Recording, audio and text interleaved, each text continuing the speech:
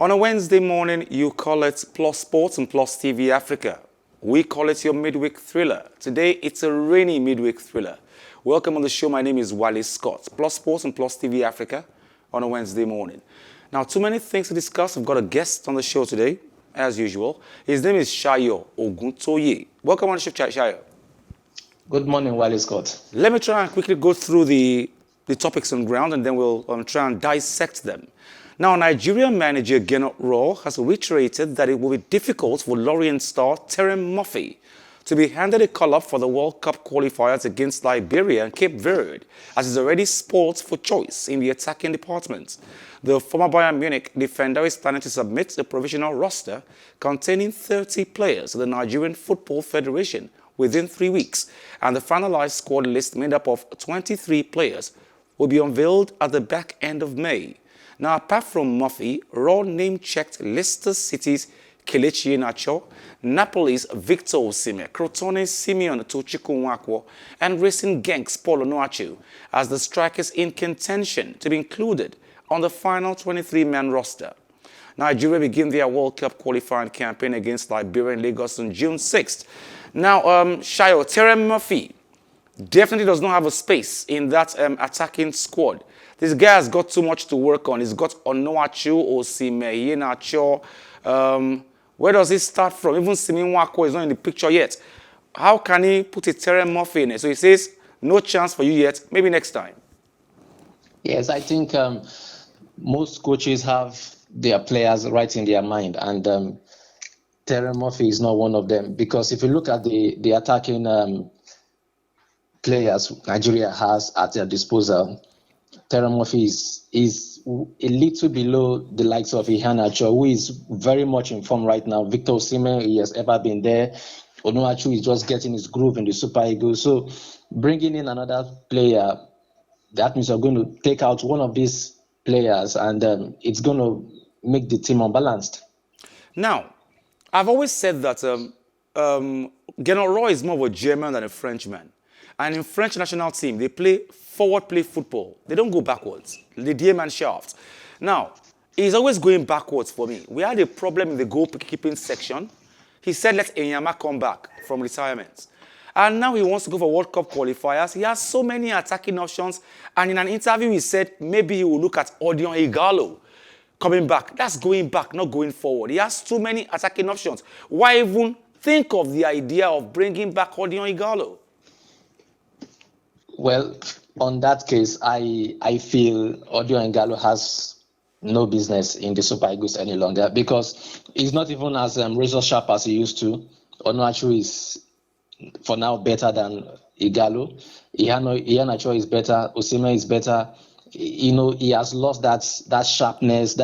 Even Moffi, but his cousin that is out, is better because he's the highest goal scorer in the French Le Championnat as we speak. Absolutely. So bringing back Ighalo, maybe because of the experience he's had, you know, he was the highest scorer in the Nations Cup and even in the qualifier for the last Nations Cup too. So I am trying to look at the reason why Ighalo should be included, but I am still finding no reason, honestly. Well, okay, still on Terem Moffi this morning. The 21-year-old is not among the 11 nominees for the prestigious award, despite his brilliant performance in his first season in the French Le Championnat. Now, Terem Moffi missed out on a place in the nominees list for this year's Marc-Vivien Foy Award, as he's not a Nigerian international yet. The Marc-Vivien Foy Award is dedicated to the late Cameroon international and awarded to the best African player in the French Le Championnat. Napoli's Victor Osimhen won the award last year when he was still at Lille, and Moffi was in pole position to succeed his international compatriot. Now, Moffi has arguably been the best African player in the French Le Championnat this season, having scored 14 goals in 28 league appearances for Lorient. However, it's still not enough to earn him a nomination for the Marc-Vivien Foy Award because he's yet to make his Super Eagles debut.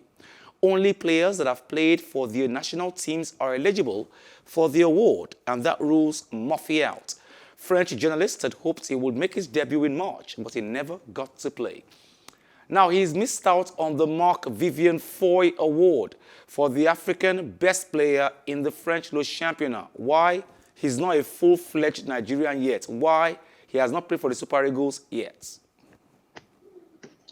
And I think that is more of the reason why he wants to break into the Super Eagles by all means. What I would just tell Terem is focus on his game, play much more regularly, play in the limelight so that people can see you and score more beautiful goals.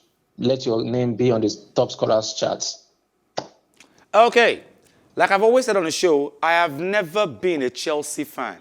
I don't think I ever will be.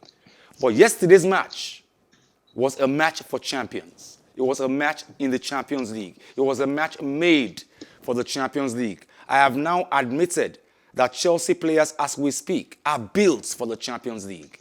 Chelsea held their own to Real Madrid, but had settled for a 1-1 draw in Tuesday's Champions League semi-final first leg after Karim Benzema scored an acrobatic goal to cancel out an early strike from Christian Pulisic. Chelsea made a bright start in heavy rain at the Alfredo Di Stefano Stadium and deservedly went ahead when US forward Pulisic rounded Thibaut Courtois to score in the 14th minute. 13 times European Cup winners Real looked ragged and short on ideas were pulled level in the 29th minute with a moment of true class from talismanic Benzema, who controlled the knockdown before volleying into the roof of the net.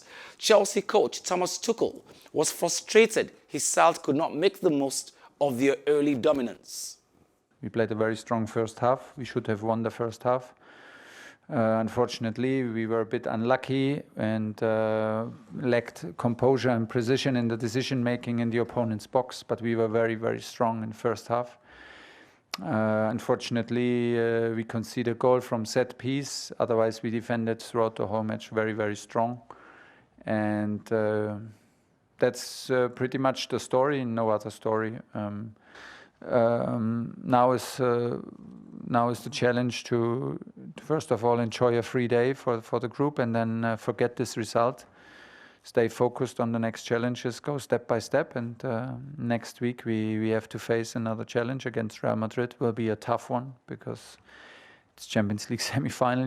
Nothing is sure. Even if we had a win here, everything is possible. It's half time, and we need to fight for every centimeter and for every advantage that we want to have. We need to fight. And now, Zinedine Zidane said he was proud of his Real side after he believed their 1-1 draw with Chelsea in the UEFA Champions League semi-final was a fair result. Having gone 1-0 down after a slow start to the first half, Karim Benzema superbly drew the host level as Zidane's men will now travel to Stamford Bridge chasing an away goal. The Real boss was full of praise for Benzema after admitting his side had suffered in the first half from consistent Chelsea pressure. Now, Sayo, I do not want to oversay it. Let me just say it as it is. Chelsea have come of age and have become a standard Champions League team with what they did yesterday against Real Madrid. Thomas the Tuchel, like I would always call him, has transformed Chelsea into an elite UEFA Champions League side. Look at what he has done, transformed the team without no signings yet. This was the same team that Lampard struggled with. And look at what he has done so far with Chelsea. What a spirited performance yesterday night. I mean, a fearless performance from Chelsea. I felt they were unlucky not to have won that game. And I think Zinedine Zidane panicked also for him to have changed his setup, his formation from a 4-3-3 we know him to use to a 3-5-2 formation, thereby playing into the hands of Thomas Tuchel. So I think it's just a midfield masterclass plan from Thomas Tuchel, and it shows how much he understands the football game. Now, when I used to watch the Azuris of Italy, there was this man in the team. His name is Andrea Pirlo. Now, you never noticed him until you watch the match all over again.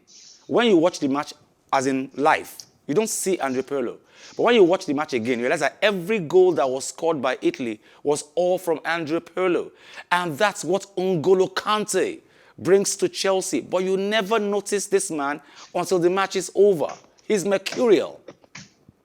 Absolutely. He's top class. You know, he's like an unsung hero for Chelsea. Yes, No he's wonder underrated, very underrated. yes.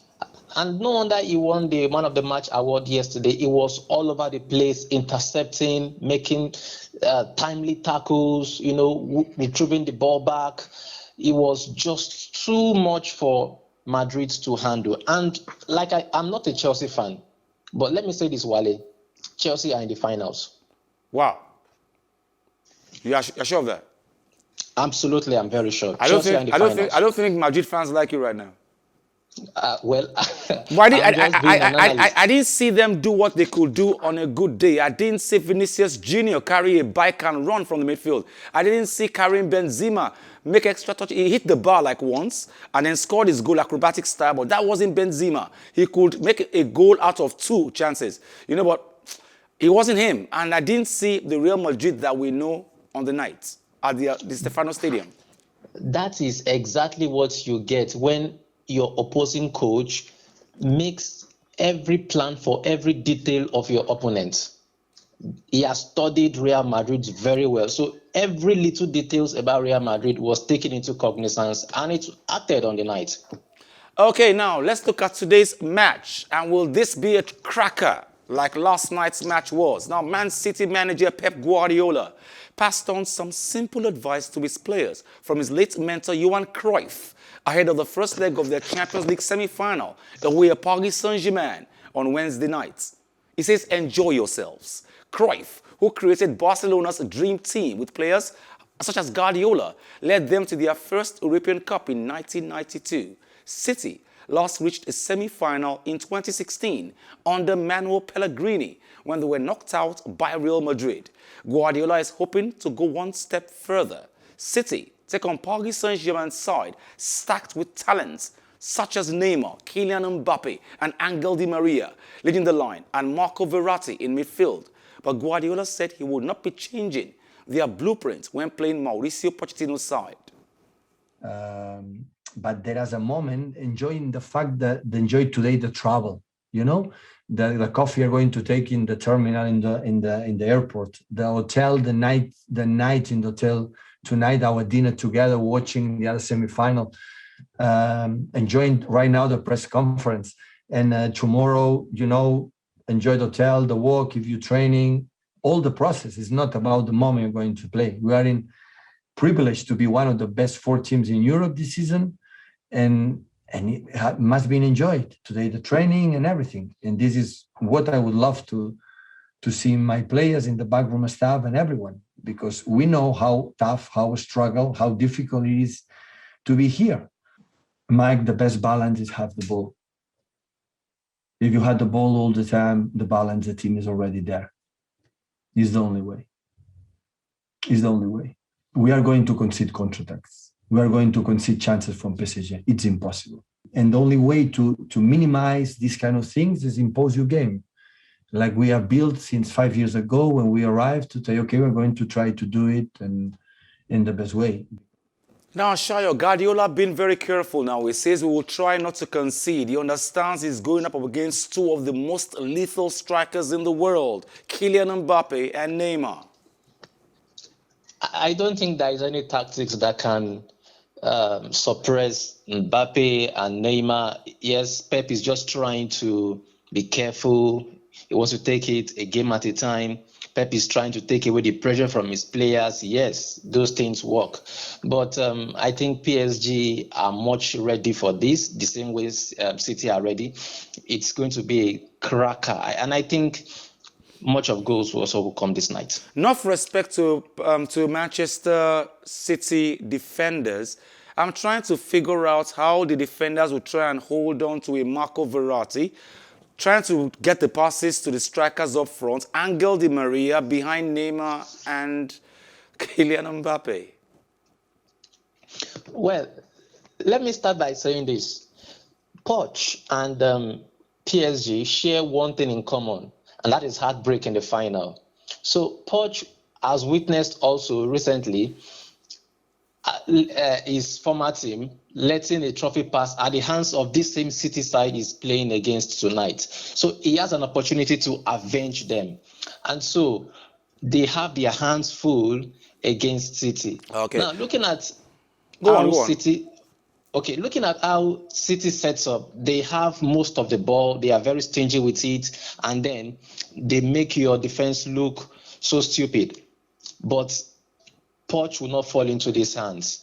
Poch knows his players are very fast on the counter-attacks. You mentioned the likes of Kylian Mbappe. Neymar is very trickery. And then they are coming, the arrival of Marquinhos, Abu Dhabi, Rafinha, Verratti, and Navas into this side. You know, it's much more of a morale for PSG. Wow, Marquinhos back. And wow, it's going to be a massive squad against Man City tonight. Kay, I really pity you right now.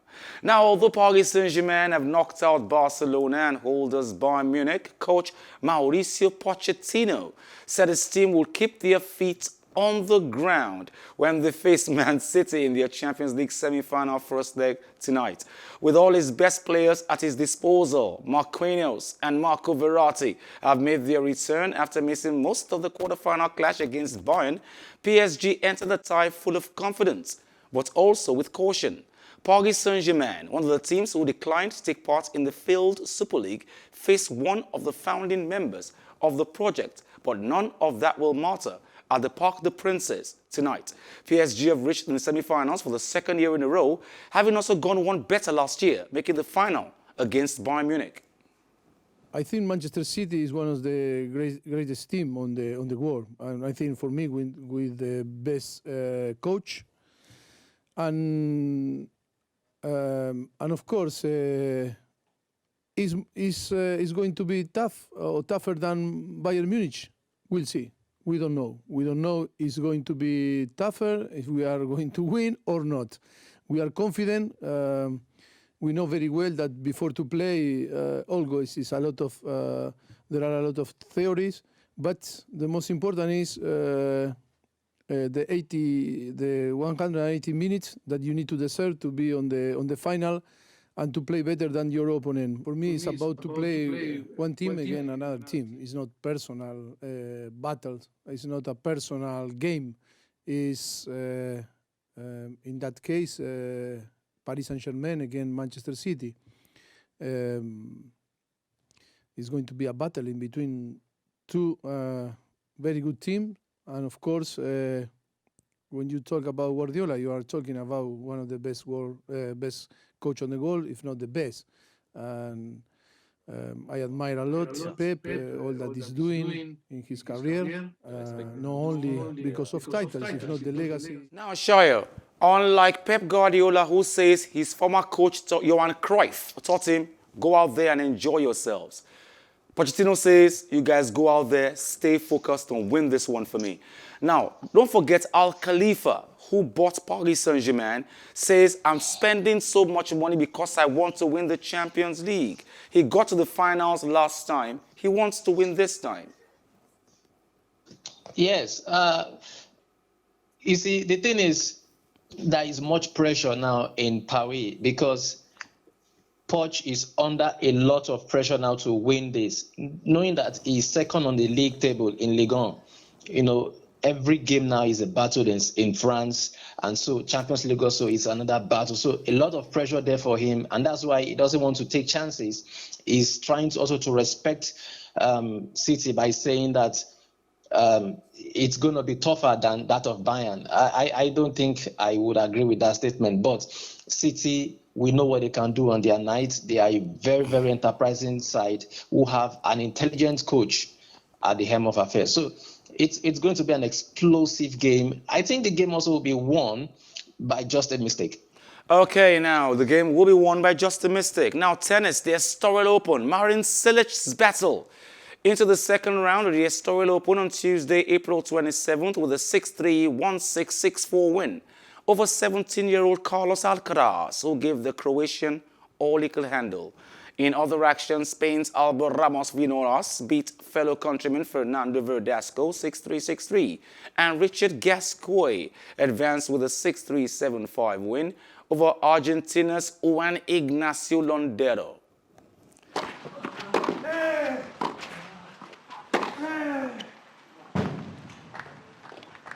Iguais,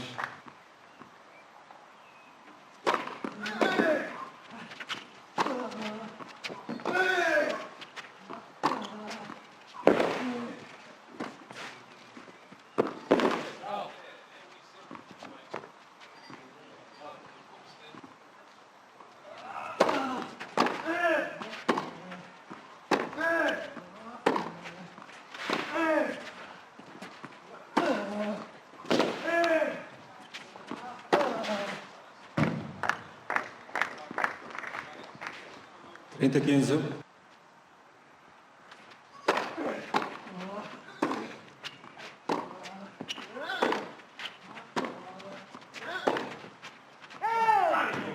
Jogo, partida de encontro, game set match. Cilic. 6-3, 1-6, 6-4. Pick 3, 1-6, 6-4. Yes, the Estoril Open. Thank you very much, Sayo, for joining us this morning on the show. Thank you very much. Always a pleasure, Wale. Thank you very much.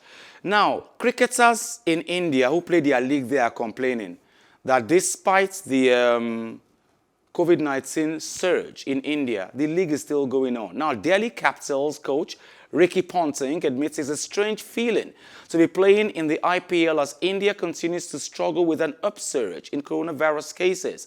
Ponting has seen his side lose spinner Ravi Ashwin, who left the tournament to be with his family. But he hopes the IPL can be a welcome distraction to the population as a whole. His Delhi side lost by 1 run to Royal Challengers Bangalore, chasing a target of 172 to win. Shimron Hetmeyer hits an unbeaten 53 off 25 balls to get Delhi within touching distance of victory. RCB and New Zealand bowler Kyle Jamieson says he's learning plenty from his first IPL experience ahead of the T20 World Cup in India, which is due to start in October. Yeah, look, it's a really strange feeling amongst our team right now.